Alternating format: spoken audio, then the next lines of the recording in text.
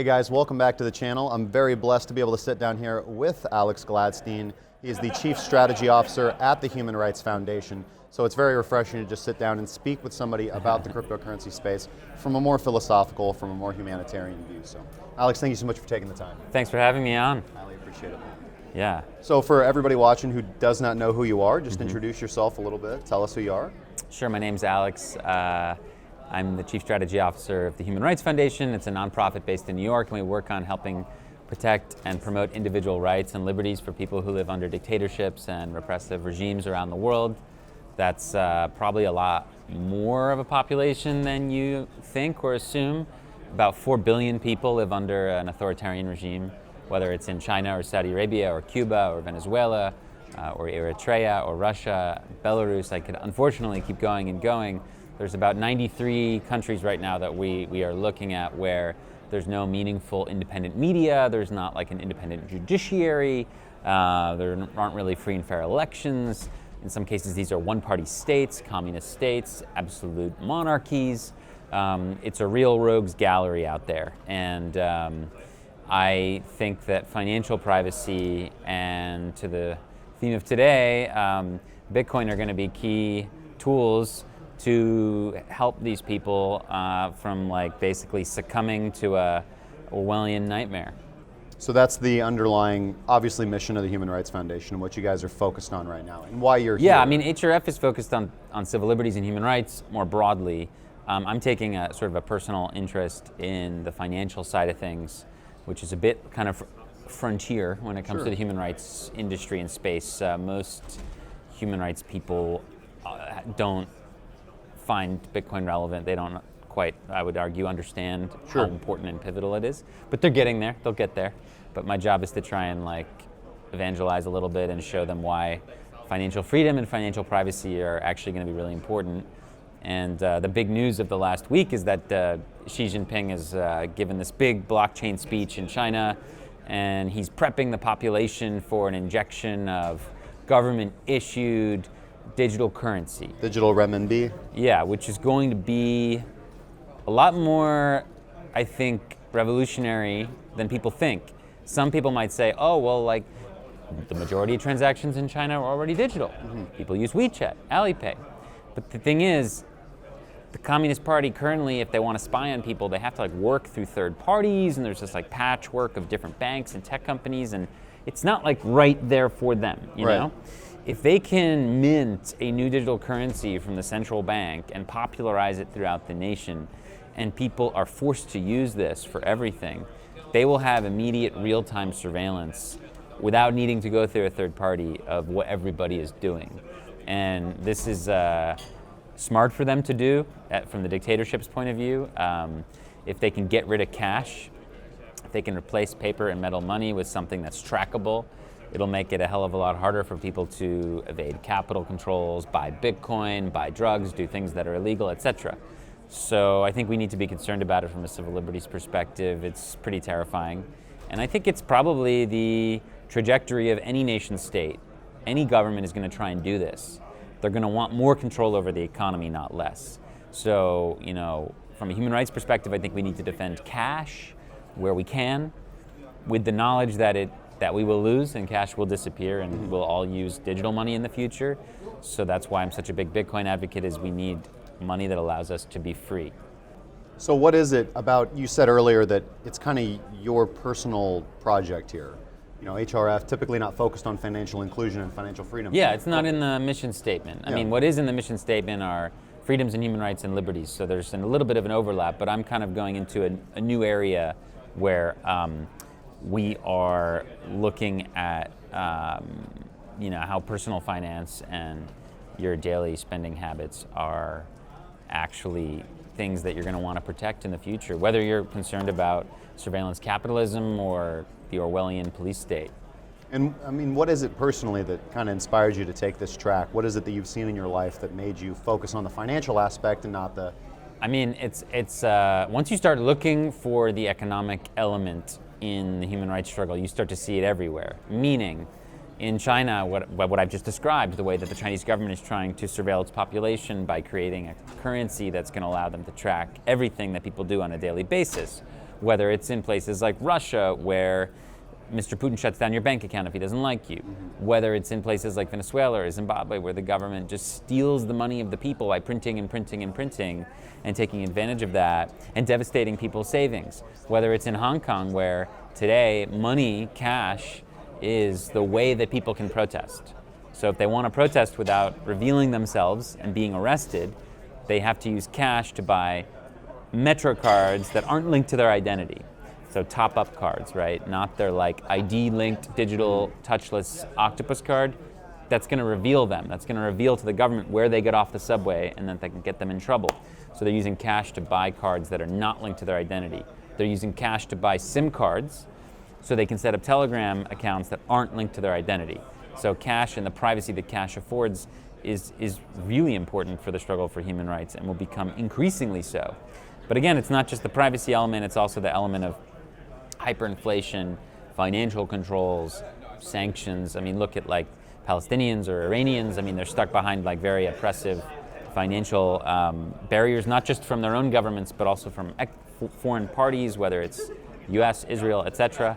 And they didn't get to elect their government in a free and fair election. So why should we hold them responsible for the crimes of their rulers, who are corrupt and authoritarian, right?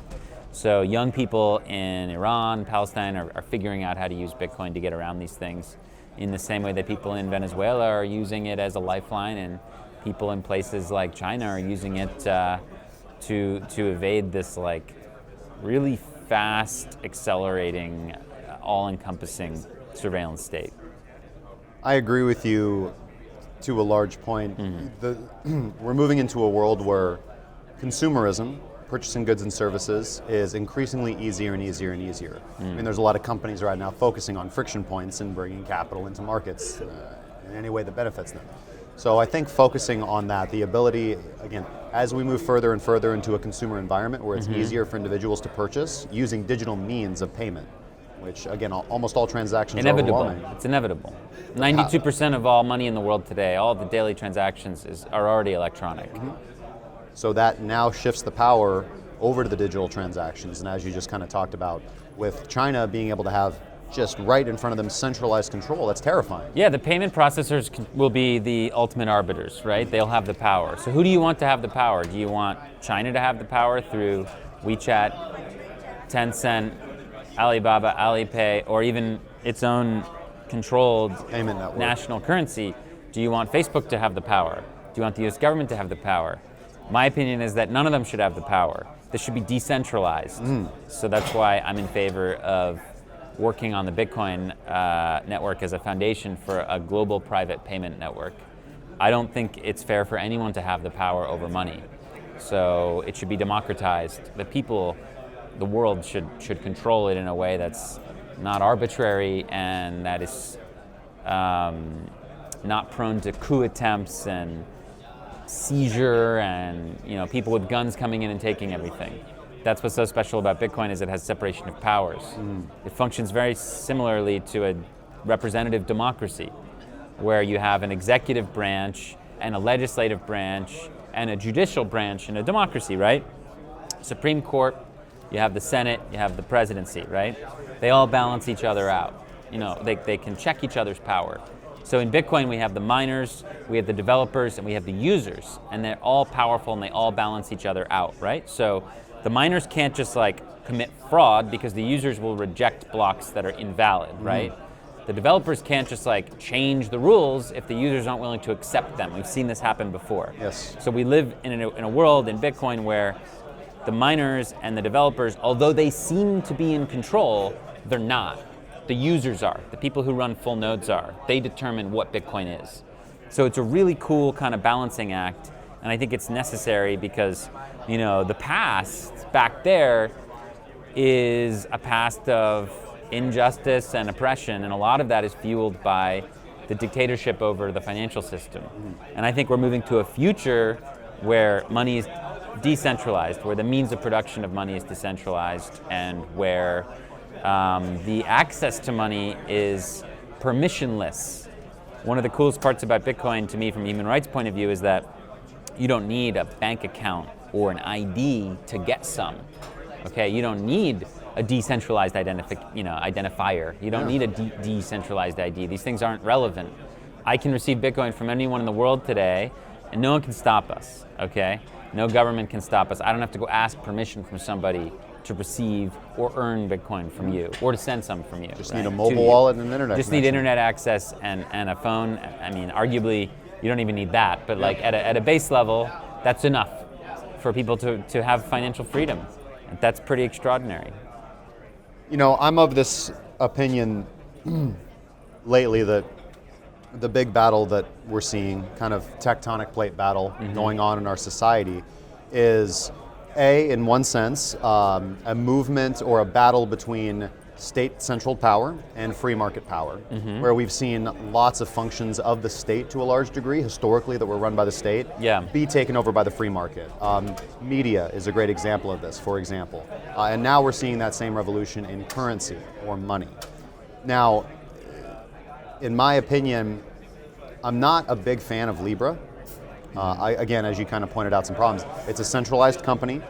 They are going to have kind of control of the money. In the same way, you can replace China in your example with Libra, or at least the Libra Association, right? Yeah, and I think we need to be clear-eyed about that. Like, you need to be able to make decisions about who you'd prefer to be in charge. Right. Now, depends on where I live.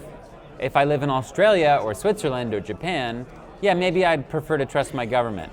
But if I lived in Nigeria or the Philippines or Venezuela, I'd rather trust Libra. So, you know, there are only a small percentage of countries in the world where you as a citizen are living under a government that's going to be responsible with, you know, controlling the means of production of money, and arguably, I would say, barely any.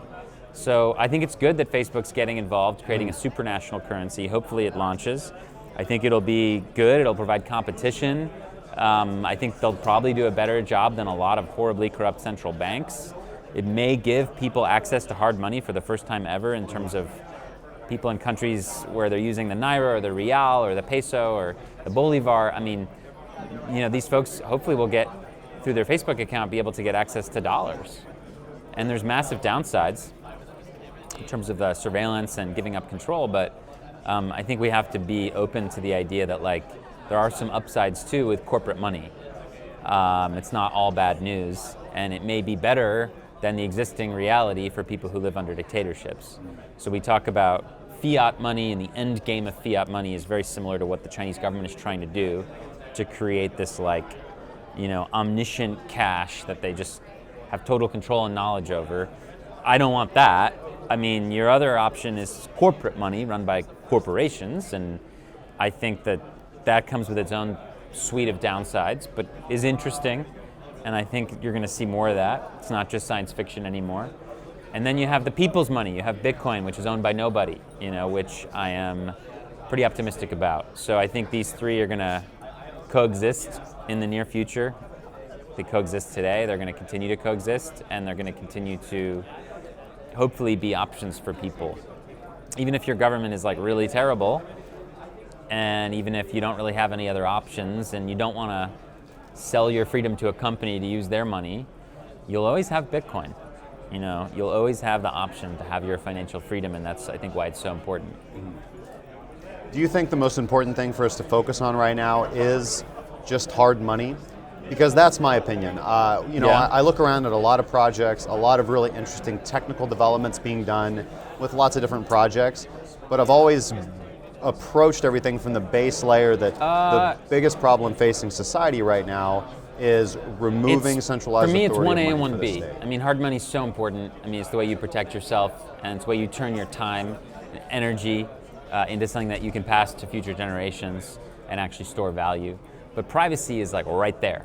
I mean, because how helpful is hard money if you have no privacy? So I think you really need both, and I believe that Bitcoin is capable of evolving into a mature foundation for payments, where in that ecosystem, as you interact, you have both access to hard money and a relative degree of privacy. I mean, there's no such thing as perfect privacy, but I think it's just going to continue to be a hell of a lot harder to track people's Bitcoin activity than it will be, obviously, their Libra activity or their digital yuan activity. We just want to make it as hard as possible for companies and governments to track us. That's like the key thing from a human rights perspective. We're not saying it's impossible. There's going to be dragnets, there's going to be all kinds of efforts to even surveil things like the Lightning Network. I mean, it may be really hard to do, and we may not know how to do it now, but governments are sure as hell going to try, But let's try to make it as difficult as possible. So that's what's pretty exciting about the Bitcoin communities. It's filled with people who, not only care about hard money, but they care about privacy. They care about being able to transact freely, without government coercion, right? So that's really, to me, these are like the two values that we need to focus on, yeah. I thought it was interesting, the scenario that you played out which is the most realistic approach I've heard, which is that you are going to have corporate coins, you're going to have central bank issued digital assets, and you're going to have the people's money, cryptocurrency, or Bitcoin, and then everything that's been built around that, the entire crypto space. Yeah, and I think you can lump around that. A lot of these cryptocurrencies in with the corporate coins. They're created by a central actor, and governments can coerce them, force them to comply with KYC and AML. So I think at the end of the day, you're going to have a lot of what we would call today cryptocurrencies.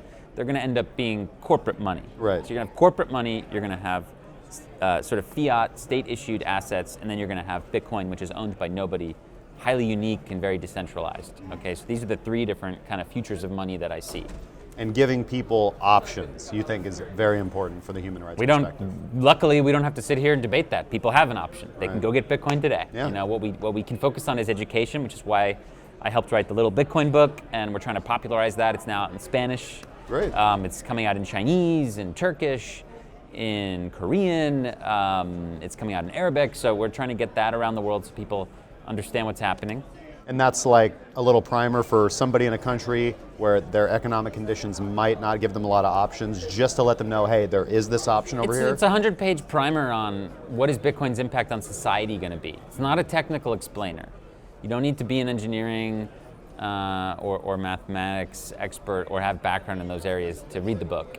It'll give you the same kind of understanding that you can have today about how has email changed the world. You don't need to know how TCP/IP works or how the infrastructure of email works to understand the impact it has on the world, So we tried to make that conversation, put it in a book so people understand how Bitcoin's going to change society.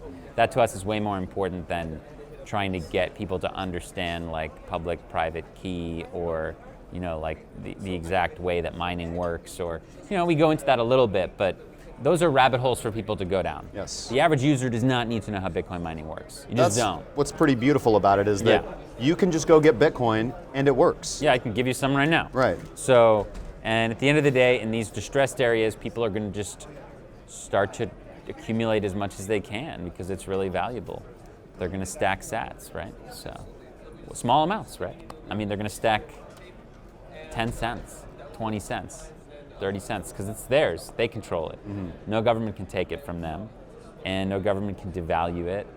That's pretty extraordinary. I mean, basically, it really is in that aspect. It's like a much better digital gold. It's not just gold. I mean, I think gold's been really interesting over time. So have cows, so have sheet metal, many different ways humans have stored value over time, right? This is how people still store value in Kenya and in India today, for example, in lower class communities is they buy cattle or they buy sheet metal. And it's like, well, what if you want to sell it? It's hard, right? We are now in the age where humans have designed instantly money that can essentially teleport anywhere. Right. And you can store your value securely in a way that's much more civilized. So it's really, to me, it's a civilizational advancement. I mean, Bitcoin is going to power the next sort of stage of civilization in my mind. I mean, it'll be the foundational substrate for what people are going to build to bring us to the next level. What do you think people can do to help with this, with spreading the information about Bitcoin? Well, the good news is Bitcoin's open source. Anyone can learn about it, understand how it works. Anyone in a reasonable amount of time can actually become a contributor. I think that's one of the other really cool areas. You don't need to spend 30 years studying economics and going into central banking. If you want to control the future of money, you can spend 6 to 12 months learning how to code and take a couple boot camps, and you can start making contributions to Bitcoin Core. This is the barrier for entry is pretty low compared to how if you want to change the money in the world today. And you don't need to have guns or wealth, or you don't need to be a certain gender or ethnicity or speak a certain language. You can just get in there. It's like, in many ways, it's like the great equalizer. So that's, to me, what's pretty exciting. You don't need to be a VC. You don't need to go to these conferences. You don't need to go to Harvard to be at the forefront of the financial revolution. You could be a 14-year-old in Tehran, right there at the edge, And you couldn't say that before Bitcoin. So I think in many ways it's this progressive force that, again, kind of decentralizes the means of production and sort of access to money in the same way that the internet decentralized means of production of information and access to information. And in the same way that democracy was a tool that humans used to decentralize control of political power and allow more citizens to be active, right? So a lot more citizens today are active around the world, obviously in voting and in taking part in their civic institutions than they were 1,000 years ago. This is obviously a fact. There's some hundreds of millions of people that vote every year, right? Ditto the internet. There are billions of more people today, and percentage-wise much higher than in the past when it comes to people who can read, who understand what's happening in the world today. It's staggering. And I think you're going to see a similar shift in terms of knowledge about how money works and ability for people to participate in money through Bitcoin. It may take many decades, but I think that's where we're headed. And if not, if you don't explore this area, you have to ask yourself, well, what's going to happen to you? You're going to fall into this pit of, basically government-issued, digitally programmable money that's going to spy on you and limit your abilities and choices. And you're going to be giving up your freedom. So financial liberty is pretty key. We're in really interesting times right now economically. We're in a trade war with China. Mm-hmm. There is a lot of corruption around the world. You have the overnight repo market and the reverse repo market and all of that. You have quantitative easing kind of ramping up. And as somebody interested in the economic influence of Bitcoin and kind of where we are, where do you kind of see the United States right now? You kind of have a lot of individuals terrified, moving their value around. You have interest rates coming down. You have people just screaming for yield. Where do you think we're at as far as the economy thankfully the goes? U.S. has a remarkable economic engine, and we have private property, and we have vibrant stock markets, and we're going to be able to prop up our currency and our economy more so than other nations. We're watching this now, Argentina, Turkey, etc. So we're pretty privileged in that sense, right? So we live in a country where the government, and I like to think of central bankers as monkeys on unicycles carrying 10 cakes, It's very precarious, but we have a pretty good monkey. Our monkey's holding on, hasn't fallen yet, okay? And may not fall for a little while. The US dollar is pretty extraordinary. At the end of the day today, we complain about our economy, or we complain about our lack of financial privacy. We complain about a lot of things in the United States, but what do people want around the world? They want the dollar, dude. Yeah. The dollar is the hardest money of any fiat money, and it's just got this name brand and network effect that's not going to be replicable, And there's a sense of freedom and finality to it that you probably don't see with a lot of other national currencies, which have been associated with crashes and wipeouts and demonetization, right? So I think in the United States we're pretty privileged. Most Americans, aren't going to have an immediate use case for Bitcoin. They have a really well-oiled financial system. It's easy to take out lines of credit, to get a mortgage, to get a house. It's relatively easy to take out a student loan. All these things. A lot of other folks around the world don't have that, right? So you're gonna see innovation on the edges, not here in San Francisco. Not in the middle. Which is why I think most of Silicon Valley, they don't understand Bitcoin. Bitcoin's not a technological innovation so much as it is a social and economic revolution. Right. It's not like MySpace. It's not like a new tech platform. It's not the new tech darling. No, I mean, it is technological, but it's a revolution in money, in the way that we all transact and trust each other. It's much deeper than just like a technological innovation. And I think a lot of the Silicon Valley folks like completely miss that. But it's okay, you know. They don't need to see it right now. The rest of the world will see it. The innovation's happening on the edges, as you said. Yeah, well, the adoption's happening on the adoption, the edges. tinkering, the experimentation, the fact that it's a lifeline for a lot of people. I mean, there's a piece today I was just reading by Lee Quen, who does some great work, and she was interviewing someone who just escaped from China. She was saying anonymously that that they've moved a lot of their family assets into Bitcoin, and they're kind of afraid of what's going to happen next with all of this shift to this digital yuan, right? So yeah, it continues to be a lifeline for people, but you know, it's not really a lifeline here because the U.S. government isn't coming and arresting people in the middle of the night, right? So I think we're just, you know, we're not going to be on the edge of the revolution, but you can be, you know, that's the cool part. You can choose to be. It may not be necessary for your life right now, but like, it's always a good idea to get more educated and involved in Bitcoin, no matter where you are or what circumstances you're in today. It's a great answer, man. Any final thoughts, and where can people find you? Yeah, you can find me on Twitter at my last name, Gladstein. You can follow the Human Rights Foundation at HRF on Twitter. The best way to connect with what we do is through our event series called the Oslo Freedom Forum, Oslo FF on Twitter. So we have a series of events where human rights activists and philanthropists and technologists and media all kind of get together, and we talk about how to support people whose freedoms are at risk. The summit is in Norway in May. It's a big one. And then we do kind of like regional events. We just did one in New York last week. We have them in Taiwan for Asia. We have them in Johannesburg for Africa. We have Mexico for Latin America. So yeah, you can reach out to me on Twitter, and we can get some ideas going. But I appreciate it. Happy birthday, Bitcoin. Happy birthday, Bitcoin. It's great to be talking here on Halloween.